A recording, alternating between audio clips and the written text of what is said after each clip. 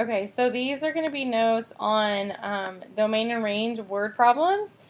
So to determine the domain and range of word problems, we want to first decide, is the data continuous or discrete? So remember, continuous data we represent with inequalities. So it would be like less than or less than or equal to, or less than, or greater than or equal to, or greater than.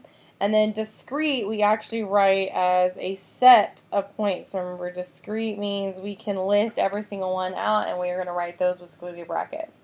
So basically we need to know, can like half values, quarter values, can those be represented, or is it only whole integers? Second, if we need to, we can write an equation to identify our x and our y, or whatever our variables are. And then lastly, we're going to make a table of values. If it's discrete, we need all of the values. If it's, because we can list those out. If it's continuous, we really only need the beginning and the end, because that would be the least and the greatest. So let's look at just the first example then. It says the total cost in dollars to buy uniforms for the soccer team players can be found using the function y equals 28.95x plus 4.25, where x is the number of uniforms purchased, so that's important. That's identifying our variable. X is the uniforms, so you can see that I wrote that in the table here, x equals uniforms. And then that there is a minimum of 16 players, so minimum of 16, maximum of 20 players on the team. Also, I skipped right over this. It says the total cost can be found using the function y equals, so that means total cost is the y. So right here, total cost is the y.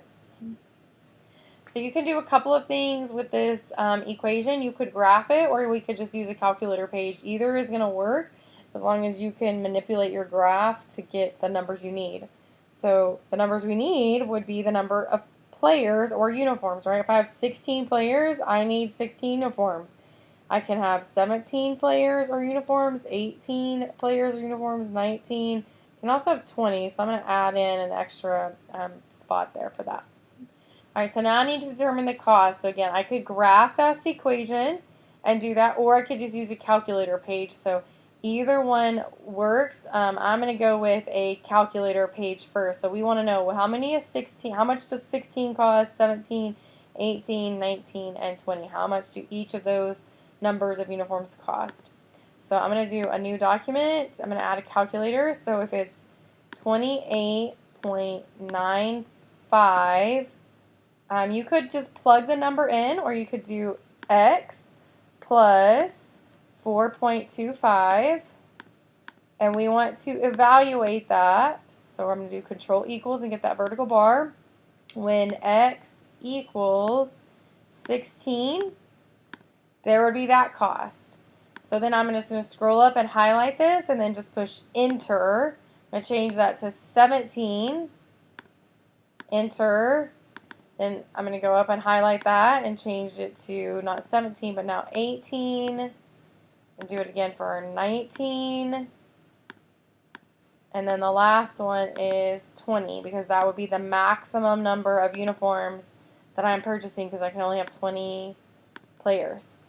So there are the numbers that we're going to put into our table. So $467.45 is how much it would cost for 16 uniforms. So I'm going to write that in here. So I'll write it and then switch over. So 467.45. 17 is 496.40. 18 is 525.35.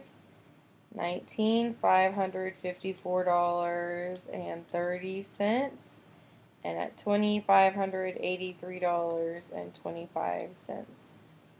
So I just filled in those amounts in my table. So my domain just represents my x, and this one, hopefully you recognize, is discrete, right? I can only have 16 uniforms, 17 uniforms, 18, 19, or 20. I don't need half a uniform, because then somebody wouldn't have shirt or shorts, right? So we want full uniforms. So we're going to have, our domain is going to be 16, 17, 18, 19, 20, and then we close our bracket.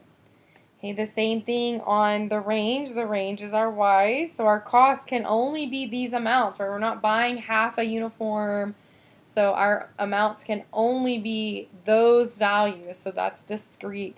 So it's kind of annoying to write out, but it's going to be 467.45, comma, 496.40, comma, 525.35, comma, 554.30, comma, and the last one 583.25.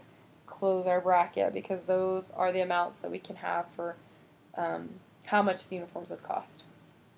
Okay, so let's look at the next one. The cost, again, of discounted tickets. So Y is representing cost of discounted tickets. So that's down here, identified in our table also. For a music concert for a group of people is $30 per ticket, X. So tickets stands for, or X stands for tickets, right? X is the number of tickets. So that's right here. This is the number of tickets. With a processing fee of $10. The maximum number of tickets that can be bought at this price is 20 tickets. So you can buy 0 tickets, right? We can start at 0. We can go all the way to 20, but we cannot buy more. So the first thing we're going to do is write an equation. So our equation is going to be Y equals the cost is equal to $30 per ticket would be X, plus we have a processing fee of $10. So if you buy 0 tickets, this is going to be tricky. When y'all plug in a 0 right here, if I buy 0 tickets, I still have a $10 processing fee. Obviously, that's not really the way it would work, right, if you're buying 0 tickets, but in the equation, it would still be a 10. So it's a little bit tricky, I know that, but we would still have a $10 processing fee. Okay. And then for 1 ticket, we would add the $30, right, because it's $30 for the 1 ticket plus the $10, so that would be $40. Okay. At 2 tickets, it's going to go up by another $30 because each ticket is $30. So at 2 tickets, now it would be $60 for the $30 times the 2 tickets plus $10 would be $70. So again, it's just increasing by 30 for each ticket that we buy, and we can go up to 20. So notice right here, that jump right there is more than 1 ticket, and then the same thing here, and then the last one. So be careful with that. So again, using my calculator, I could do this pretty quickly. I could just do a new document. No, I want to add a calculator. So my equation was 30x plus 10, the $10 processing fee. I want to evaluate that. I already have 1, 2, so now I need when x is 3. Enter. I want to do that again when x is 4. Enter. I'm going to do it again when x is 5, because that's in my table also. Then in my table I skipped to 10, and then I went to 15, not 115, just 15. And then last I went to 20. So 8, 20. So $610. So at 3 it's $100. At 4 it was $130. 5 $160. 10 went to $310. 15 is $460. And 20 would be $610. Alright, so I'm not going to ask you to write this all out, but technically you should write out. We can buy 0 tickets, 1 ticket, all the way to 20. So I'm just going to show you that a little bit differently. Obviously, on a real question or test, you would have to write this out. I'm going to erase this to get it out of the way. You'd actually have to write that out, so you wouldn't really have one like this. But our domain is going to be everything from 0, I'm going to put 1, 2, 3, dot, dot, dot, to 20, and then close my brackets, because that's how many tickets I could buy. So let me show you what that looks like, sorry. So squiggly bracket, 0, comma, 1, comma, 2, comma, 3, dot, dot, dot, all the way to 20. So dots mean continue on until you get to 20. So the range, we can't really write like that because it's not consecutive. So we would technically need to write 10, 40, 70, 100, 130, 160. Then we have to do every single one all the way to 20. But we're just going to write it. Hopefully you understand how I'm just kind of skipping over this. But we're going to write it as 10, 40, comma 70, comma 100. And then I'm going to do I'm going to write plus 30 down here all the way to $610. So each time we would be adding $30. So this is not a technical way of writing the range. We would actually have to write them all out, but just for the sake of space and time, we'll write it like that. So just understand, right, it can't cost $600 because that wasn't the correct jump. It can't cost $450 because that wouldn't have been the correct jump. It has to be these specific values. There's no way to land on some of the numbers in between because the ticket's $30, not, $5 or $10. All right, so let's look at the next example. Joe had a summer job that pays $7 an hour, and he worked between 15 and 35 hours every week. His weekly salary can be modeled by the equation S equals 7H, where S is his weekly salary. So notice I put that in the table.